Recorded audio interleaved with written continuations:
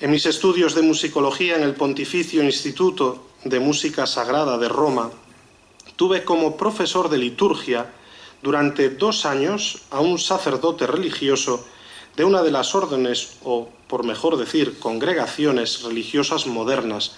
No recuerdo ni siquiera su nombre. Pero él se llamaba el padre Annibale Bugnini. Y debo añadir que fue un magnífico profesor, y aún más, que a mí en particular me quería mucho y me orientó en algunos proyectos que le propuse para profundizar en determinados aspectos que me interesaron especialmente. Pero no olvidaré nunca la impresión que experimenté un día cuando unos 3 o 4, o quizás alguno más, años después, coincidimos en el autobús urbano. Yo le saludé con toda cordialidad, como era lógico, pero me quedé desconcertado ante la frialdad con que contestó a mi saludo. No sabía explicármelo. Los hechos posteriores sí me lo explicaron. Yo seguía, sí, con los mismos criterios y los mismos ideales que había aprendido en el Pontificio Instituto de Música Sagrada, bajo la dirección de Anglés y del mismo Bugnini, así como de los demás egregios profesores que allí tuve. Pero él, ¿qué podía haber sucedido para que me respondiera de aquel modo? Pues que habían sucedido varias cosas, de las que voy a comentar con algún detalle. Una, que creo que es la que más interesa y que lo explica todo, o al menos lo más importante. Sucedió que la primera constitución que aprobó el Concilio Vaticano II fue la de la Sagrada Liturgia, cuyo capítulo 6 estaba dedicado a la música sagrada, y casi inmediatamente después se creó un concilium ad sequendam constitutionem liturgicam, consejo para la aplicación de la Constitución litúrgica, de la que fue nombrado secretario el padre Bugnini. Y si para entonces el padre Bugnini estaba muy lejos de ser lo que era cuando fue profesor mío en el Pontificio Instituto, mucho más lo fue sentirse apoyado por prelados y cardenales como el cardenal Lercaro, arzobispo de Bolonia, que tenía fama, y bien merecida por hechos que le sustentaban, no ya de progresista, sino incluso de bastante más. Una de las primeras realizaciones de aquel concilium fue la publicación de un nuevo Missale Romanum, del que Bugnini realizó una primera presentación ante los cardenales y prelados del concilio ecuménico que Juan XXIII había convocado para actualizar la Iglesia a los tiempos modernos, celebrando ante ellos una misa según el nuevo rito que se iba a ofrecer en ese misal. Aquella misa levantó una auténtica tormenta entre los padres conciliares, sobre todo entre los alemanes, que clamaron unánimes contra ella, diciendo que no era una misa católica, sino luterana, y explicaban que, entre otros elementos de la misa, que al final había propuesto Lutero, y en los que él mismo insistía, era la supresión del concepto básico teológico del ofertorio, y que la nueva misa también omitía el ofertorio. Es decir, había, sí, algo semejante, pero en las fórmulas de presentación se omitía expresamente la palabra ofertorio, lo mismo que todas sus derivadas, y se usaban otras de presentación, te presentamos, que era bien parecida a la que había promulgado Lutero. Poco le importó a Bugnini aquella reacción. Él se sentía seguro, sobre todo desde que tras la muerte de Juan XXIII fue elegido papa el cardenal Montini, con el nombre de Pablo VI, que le apoyaba decididamente, de modo que no solo no desistió de seguir adelante en aquellas reformas, sino que dio un paso definitivo, publicando aquel nuevo misal con aquel formulario, más otros similares que añadió todavía. Su audacia le perdió. Al publicar aquel nuevo Missale Romanum, le antepuso un amplio prefacio firmado por el propio Papa, que comenzaba con una definición de la misa que tenía no poco de anómala, por no definirla con el término que usaron algunos teólogos que clamaron contra ella, porque decían tenía hasta rasgos de herética. Una aclaración importante. No me atrevería yo jamás a escribir eso que acabo de escribir y mucho menos lo que voy a decir a continuación si el propio Bugnini no lo hubiera hecho antes, aunque por supuesto en una forma y para una finalidad bien distintas de la que a mí me mueve hacerlo. Porque él, en su extensa y detallada autobiografía, que aunque se publicó póstuma y tiene algunos elementos, frases, etcétera, de los que realizaron la edición, fue toda escrita realmente por él. Habla de todo esto citándome y varias veces, y por supuesto, como uno de los principales, sino el principal, enemigo suyo y de su reforma. Y en ella habla de todo esto con detalle. El hecho es que ese prefacio publicado con el nombre del Papa comenzaba con una definición de la misa que causó no solo desorientación en amplios sectores de la Iglesia, que se apresuraron a manifestar públicamente su estupefacción, sino incluso dudas de la infalibilidad pontificia, porque esa definición era, en realidad de verdad, herética, pues contradecía la esencia misma de la misa, según se la había considerado siempre y venía afirmada por el propio Pablo VI. Por supuesto, una afirmación tan grave como esa que acabo de hacer exige una explicación adecuada, y voy a hacerlo copiándolo primero, esa definición, en su texto original latino con su traducción. La reunión sagrada, o sea, la misa, es la reunión del pueblo cristiano presidida por el sacerdote para conmemorar el memorial del Señor. Un simple análisis gramatical, aquel que aprendíamos en la escuela de sujeto, verbo y predicado, es suficiente para justificar la calificación que le di a esa definición. El sujeto, el que verifica la acción, o sea, el que hace la misa, no es el sacerdote, sino el pueblo, y el pueblo reunido. El sacerdote es tan solo el presidente de la celebración del acto. Dicho de otro modo, una misa celebrada por un sacerdote solo, sin pueblo, no sería misa, puesto que no es él quien celebra la misa, sino el pueblo.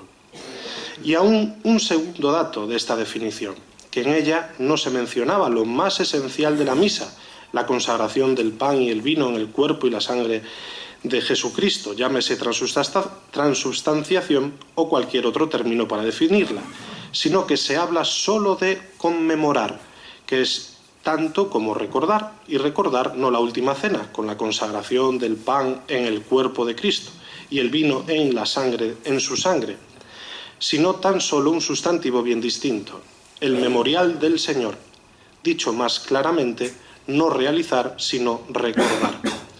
De hecho, la reacción de los teólogos de diversos países fue tan dura que la Santa Sede tuvo que intervenir, y así la definición que se publicó, aunque parte de esa que había escogitado Bugnini y su equipo introduce algunos cambios, pocos, pero que de todas formas evitan aquellos errores y peligros, exactamente así, según viene traducido en el misal.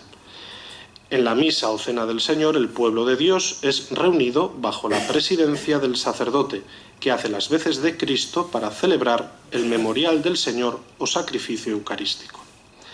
De todas formas, todo eso y numerosos hechos que se sucedieron a continuación dieron nacimiento en los ambientes romanos a un grupo de no poca consistencia, opuesto radicalmente al que tenía como referente a Bugnini. Se añadió a todo ello un rumor que se extendió por entonces en los ambientes clericales de Roma, que de por medio de todo aquello andaban los masones, y hasta se decía que el propio Bugnini era masón. Aunque de todo esto se habló mucho entonces y hasta se adujeron ciertas pruebas, no me hubiera yo atrevido a mencionar una tal atribución si el propio Bugnini no la hubiera mencionado en su ya citada autobiografía, pero el hecho es que él la menciona. En Roma se comentaba incluso que pertenecía a la famosa logia P2 y que hasta se aducían pruebas, entre otras un cierto memorial interno de su logia que apareció en una carpeta del propio Bugnini, que por un descuido dejó atrás en una reunión, en que se decía que el objetivo de aquella iniciativa era, se decía literalmente, destruir la Iglesia desde dentro, y que para ello el medio fundamental era desacralizar la liturgia. Y entre los medios concretos para lograr esa finalidad estaba, por ejemplo, suprimir los comulgatorios, en que los fieles comulgaban de rodillas, y distribuir la Sagrada Comunión estando los fieles de pie. Igualmente, que en vez de poner el sacerdote la hostia consagrada en la lengua de los fieles, se la entregara en la mano y fueran ellos los que luego la pusieran en la lengua. Y así otras prácticas similares. Extrañaba que en aquellos ambientes romanos que el Papa era Pablo VI y se daba por cierto que esos rumores habrían llegado a él, no interviniera, sino que le siguiera mostrando su apoyo. Es verdad que cuando una comisión de teólogos le presentó un detallado informe de las que, para llamarlas con un término suave, diremos ambigüedades que contenía aquel misal, el Papa reaccionó, mandó coger todos los ejemplares de aquella edición y publicar inmediatamente otra con un texto ortodoxo. Y aquí añadiría yo que uno de los mayores errores que he cometido en mi vida fue no haber comprado un ejemplar de aquel misal primero, pues cuando quise adquirirlo ya no estaba a la venta. Pero por el momento Pablo VI seguía manteniendo a Bugnini en su privilegiada posición. La personalidad de estos dos personajes, Anglés y Bugnini, son el claro ejemplo de las divisiones y tensiones que se vivieron en plena reforma litúrgica entre músicos y liturgistas. Monseñor Anglés fue el relator de la subcomisión de música sacra y pronto se hizo notar denunciando en los ambientes romanos que la música estaba siendo poco valorada. Por ello, presentó una larga relación para que fuese incluida en la Sacrosanctum Concilium, pero no fue así. Bugnini hizo mención que los músicos fueron constantemente la nota discordante de la reforma litúrgica. Sin embargo, Anglés procuraba ser fiel a la Iglesia y su tradición con un profundo espíritu litúrgico, de ahí que finalmente el número 12, haciéndose eco de San Pío X, que abre el capítulo 6 de esta Sacrosanctum Concilium, exprese que la finalidad de la música sacra es glorificar a Dios y santificar a los hombres, exactamente lo que la Constitución dice de la propia liturgia en su número 10. Pero si la redacción del capítulo 6 fue compleja, cartas, corrillos, apoyos, argumentos, discusiones, más compleja fue su materialización, es decir, la instrucción Musicam Sacram. El propio Bugnini denominó el proceso como la vía dolorosa. Hicieron falta hasta 12 esquemas y la intervención personal de Pablo VI para concluir el documento. Se inició el esquema con 14 números y llegaron a proponer hasta 71. Para zanjarlo quedó en 69. Las reuniones eran interminables, podían permanecer hasta 3 horas discutiendo sobre un término, una palabra, y Anglés insistía mucho en la importancia de conservar el tesoro musical de la Iglesia, y Bugnini insistía en que los músicos habían emprendido un ataque contra toda la reforma litúrgica de la Iglesia. Se convirtió en un constante enfrentamiento en el que tuvo que intervenir el Concilium, e incluso el Papa Pablo VI, corrigiendo el documento final de su puño y letra. Fueron muchas las disputas y las polémicas, la lengua, la participación, las Schola Cantorum, el órgano, la selección de textos. Sirva de ejemplo una decisión que todavía hoy, 50 años después, no se ha solucionado y tiene que ver con las discusiones por los libros de canto gregoriano. El equipo que trabajó en el famoso misal había sustituido la antífona de ofertorio, dejando la de entrada y comunión para ser recitadas, y en el mejor de los casos para inspirar la creación de cantos adaptados en lengua vulgar. Y en el ofertorio, ¿qué se debía cantar ahora? Esto provocó inicialmente un vacío importante con respecto al canto del ofertorio. Sin embargo, los monjes de Solesmes, comunidad encargada de estas nuevas ediciones de los libros litúrgicos, de los libros musicales, con buen criterio incluyeron las antífonas en el Graduale Romanum e incluso en el polémico y poco conocido Graduale Simplex también. Pero, ¿quién acude hoy a estos libros? este es solo un ejemplo de las tensiones y diversidad de criterios entre las comisiones. Finalmente, por intervención del Concilium y de Pablo VI, se llegó a un consenso, el cual no complacía definitivamente a todos, pero salió adelante. Después de todo, Anglés, unos 2 o 3 años después, volvió a insistir en que le dejasen volver de una vez a España, pues realmente se sentía anciano y agotado y quería venir a morir a España y enterrarse en la tumba de sus padres. El Papa, Pablo VI, se resistía a ello, hasta que llegó un momento en que Anglés, que se sentía decaer en sus fuerzas físicas, acabó decidiéndose a volver a Barcelona, fuera como fuera. Solo que Dios nuestro Señor tenía otros planes. Él quería venirse ya a mediados de diciembre del año 69 y hasta sacó el billete de avión, pero el 5 de ese mismo mes sufrió un grave ataque en su salud, que obligó a internarle en el hospital donde falleció justo el día de la Inmaculada. Yo preparé todo lo necesario para trasladar el cadáver a Maspujols y finalmente pude cumplirle su deseo de descansar en el mismo panteón de sus padres.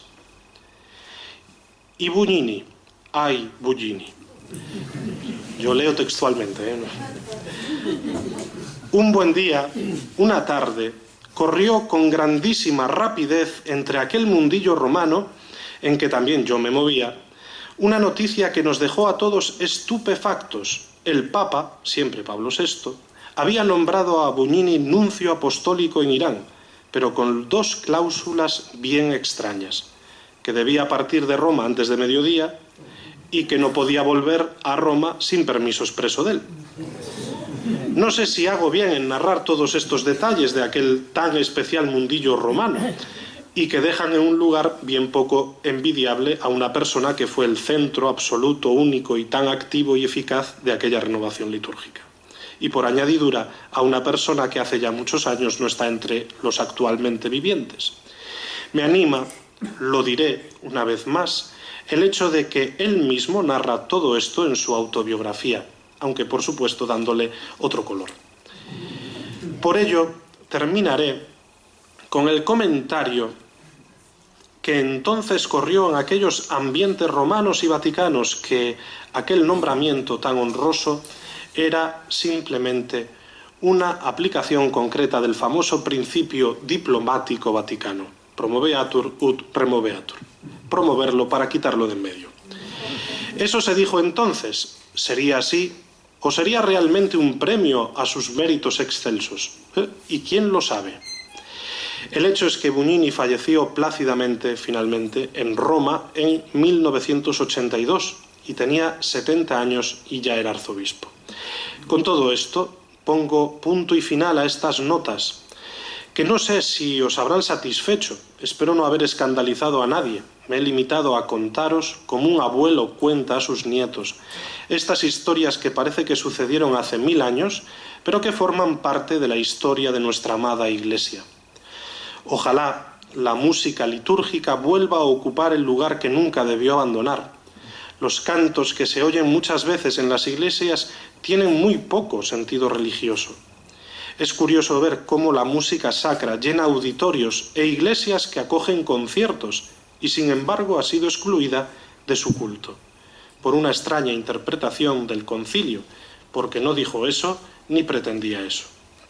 Hay que seguir trabajando por formar buenos músicos que ayuden a celebrar la fe de la Iglesia con su música, y espero que estas jornadas nacionales de liturgia contribuyan a ello. Es necesario formar a los músicos litúrgicamente y a los sacerdotes, muchos de ellos liturgistas, musicalmente. Ojalá estas jornadas sean un feliz punto de partida para retomar encuentros históricos como los congresos de música sagrada o incluso la Escuela Superior de Música Sacra. Un cordial saludo a todos, Padre Calo.